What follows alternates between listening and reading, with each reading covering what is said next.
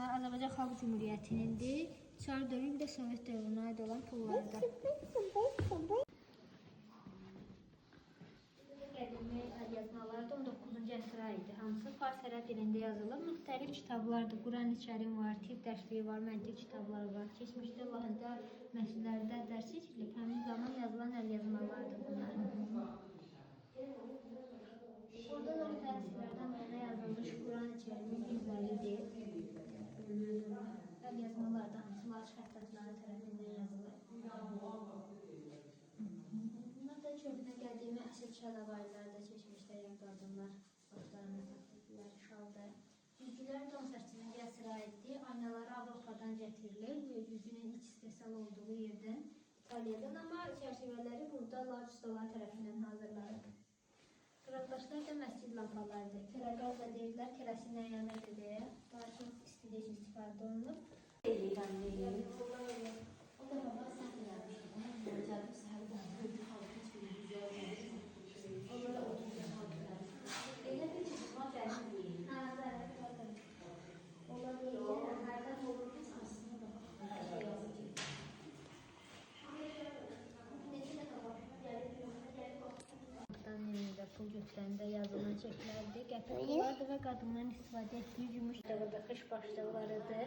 Bunlar da doğanlar kəndiri bağlamaq üçün istifadə olunurdu keçmişdə, atın belinə yükləyəndə. Soğuk silahlar da orta əsrlərə aid olmuş 16-cı əsrə və odlu silahlar.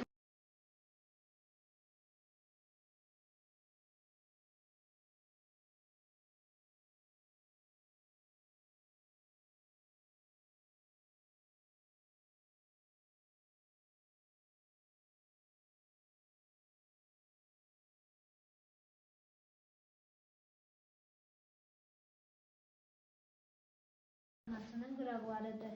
Yəni orada kiçik xanası, xalça xanasıdır. Bəli, xalça tutmaq üçün. Qırağındakı taxtalar bunlardır. Yun darağı, cəhrə, ipi əyilmək üçün istifadə olunur. Yun ip formasını salmağa. Milli geyimlərdir. Nənələrimizin, xalalarımızın geyimləri. Bu da həmən göz götürmüş bir illərdə eynidir. 18-ci əsrlərdir. Bir də Azərbaycan milli rəqsi var, Ceyran rəqsi.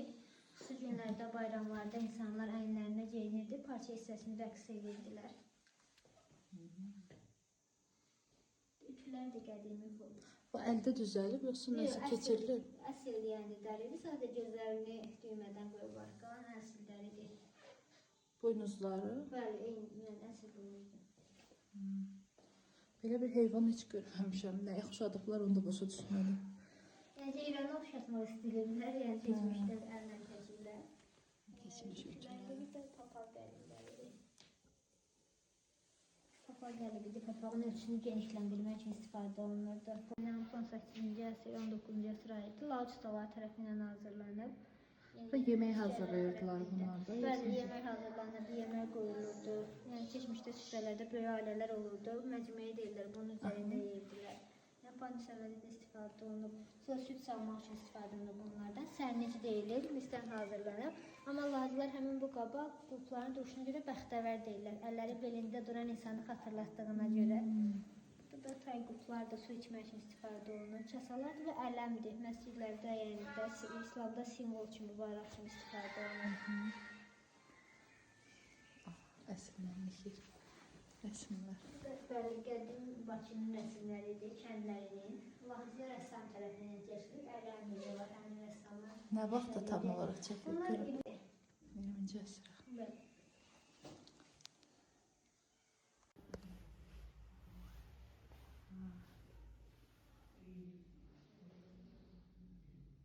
Nəyi?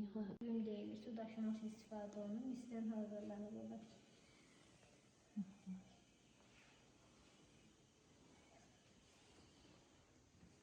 Bunların içində yemək yeyiblər, necə? Çasalar da daha çox bu formada yeməyi saxlamaq üçün istifadə olunurdu. Burada yəni ki, yeməklər çəkəndə üzərinə bu formada qapaq qoyulurdu, isti saxlanılırdı müəyyən müddət yeməklər.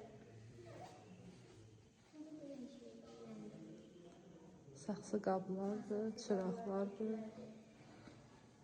ölçü alətləridir.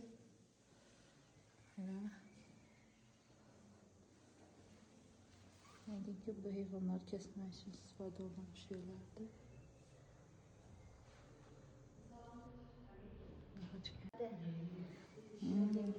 Hazırlanmış çatlardı. 19-cu əsrə aiddir.